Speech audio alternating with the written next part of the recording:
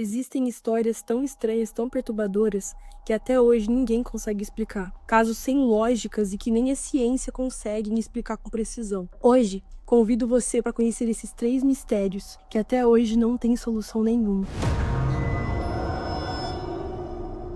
Em 1959, 9 jovens foram encontrados mortos em circunstâncias extremamente estranhas, nas montanhas geladas dos Montes Urais, da antiga União Soviética. O local que mais tarde ficaria conhecido como o Desfiladeiro de Dyatlov carrega até hoje o mistério do que aconteceu naquela noite congelante. Eles haviam saído por uma expedição de esqui liderado por Igor Dyatlov, um estudante experiente. O plano deles era atravessar uma região remota e perigosa, e todos os membros do grupo tinham experiências com ambientes hostis. Mas o que aconteceu no meio do caminho é algo que ninguém consegue explicar. Depois de dias sem contatos, um grupo de resgate foi enviado pela trilha prevista pelos jovens. Lá, eles encontraram um acampamento completamente abandonado. E sabe o que é mais estranho? As tendas dos jovens estavam rasgadas, de dentro para fora. E o pior é que os pertences estavam lá dentro da barraca, mas os corpos não. Seguindo pegadas na neve, os socorristas encontraram os corpos a cerca de 1 quilômetro de distância da tenda. E sabe o pior? É que os corpos estavam parcialmente vestidos, como se estivessem saído correndo às pressas, correndo de algo. Nos dias seguintes, os outros corpos foram sendo encontrados em posições diferentes, muitos com lesões estranhas. Um dos corpos estava com o crânio fraturado, outros 2 com costelas quebradas e uma das vítimas estava com a língua arrancada. E sabe o que é mais bizarro? Nenhum deles foi encontrado sinais externos de violência compatíveis com as fraturas. No relatório oficial da época, dizia que os estudantes haviam morrido de uma força desconhecida, e foi a partir daí que começaram as teorias. Alguns diziam que os estudantes haviam morrido de uma avalanche repentina, mas os sinais contradiziam isso. Os corpos foram encontrados longe da barraca, e a barraca não estava subterrada, sem sinal nenhum de avalanche. Já outros acreditam que eles foram submetidos a testes militares secretos, talvez armamentos ultrassônicos, gás ou até mesmo radiação, já que foram encontrados vestígios de radiação em suas roupas. E há aqueles também que apelam para o sobrenatural, de abduções alienígenas a até mesmo entidades de lendas indígenas da floresta. O próprio governo soviético se manteve em silêncio por décadas, aumentando ainda mais a desconfiança e o medo da população. Em 2019, o governo russo reabriu o caso, mas encerraram novamente, alegando avalanche como a causa da morte dos jovens. Mas essa explicação não convenceu nem especialistas e nem a população. E hoje, mais de 60 anos depois, o caso de Dyatlov continua sendo o caso mais sem solução e mais inquietante da história do montanhismo. Um grupo de jovens, bem preparados e experientes, encontraram um fim trágico e inexplicável em um dos lugares mais isolados da Terra. E até hoje ninguém sabe o que exatamente aconteceu com esses jovens naquela noite gélida dos Montes Urais.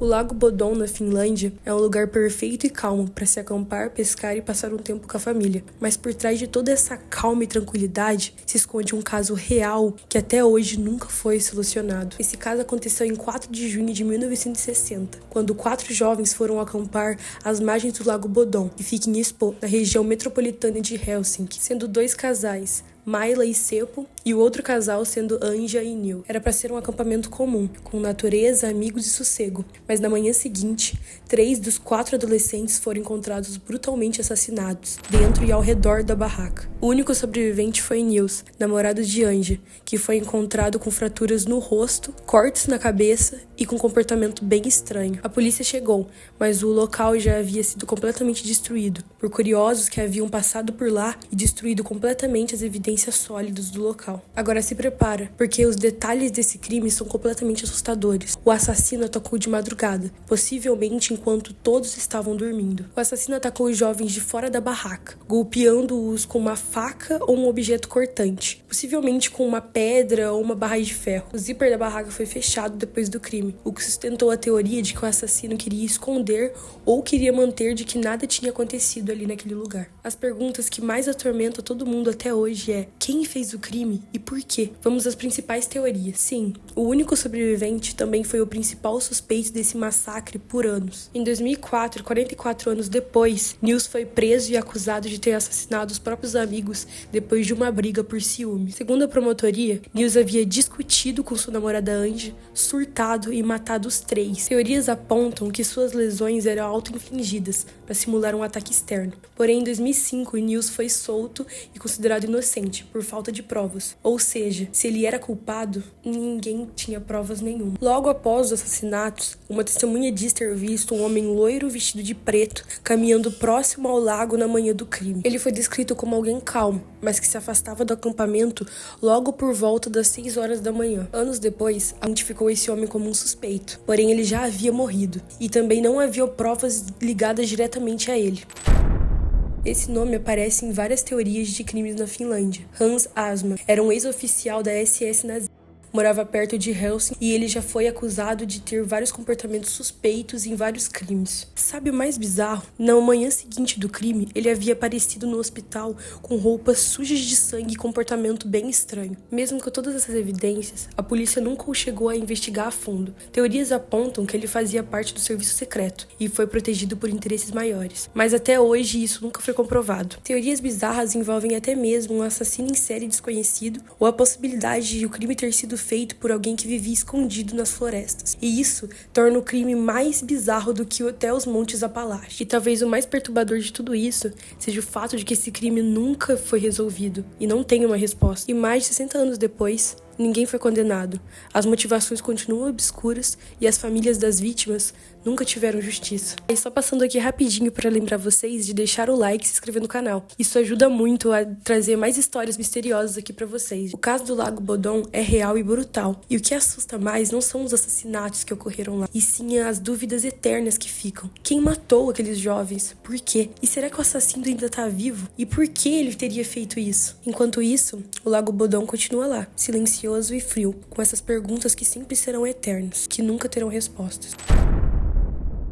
Você teria coragem de se hospedar em um local onde serial killers já dormiram? Hoje, você vai conhecer o caso da Elisa Lam, o caso de uma garota que desapareceu misteriosamente e apareceu dias depois, morta em um lugar que ninguém imaginaria. Elisa tinha apenas 21 anos. Era uma estudante canadense fazendo uma viagem solo pela Califórnia. No dia 1 de janeiro de 2013, Elisa se hospedou no Hotel Cecil, um hotel perfeito para turistas e palco de muitos mistérios. No começo, a Elisa dividia quarto com 2 garotas, mas passados alguns dias, as garotas pediram para trocá-la de quarto. O motivo? Elisa estava com comportamentos muito estranhos. O último momento que Elisa Lam foi vista com vida foi em um vídeo que viralizou no mundo inteiro, aonde ela entra no elevador, aperta todos os botões e sai imediatamente. Elisa começa a olhar para os lados, sair e voltar para dentro do elevador, começa a fazer gestos como se estivesse conversando com alguém, mas ninguém aparece na filmagem. E sabe o que é mais estranho? O elevador só fecha quando Elisa sai de perto. O vídeo é bem desconcertante, mas é a última filmagem que temos da Elisa viva. Dias se passaram.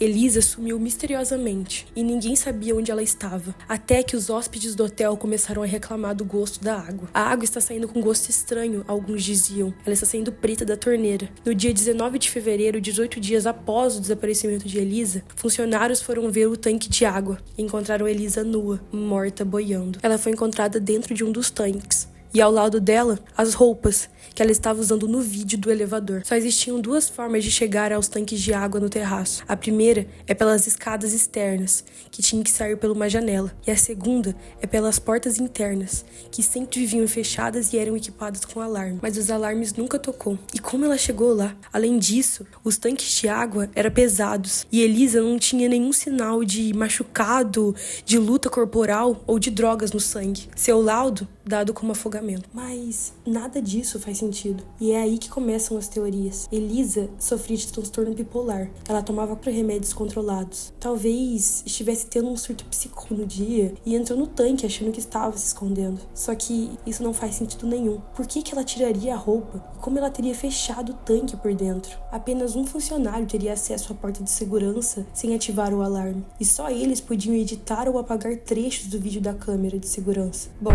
coincidência ou não, o vídeo da Elisa tem minutos misteriosamente cortados. E se ela tivesse sido seguida e assassinada por alguém que sabia exatamente aonde as câmeras não podiam ver?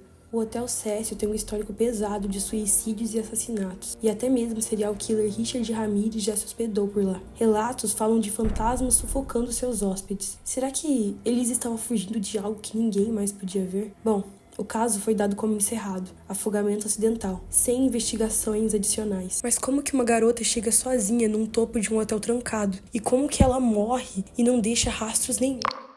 Elisa Lam tinha planos e sonhos, e apenas o que restou foi um vídeo perturbador e um caso que jamais será esquecido. E você? De todos esses mistérios que eu mostrei aqui nesse vídeo hoje, qual você gostou mais? Deixa aqui embaixo. Se você gostou do vídeo, se inscreva no canal e deixe um like. Pro próximo vídeo a gente trazer mais mistérios assustadores e bizarros.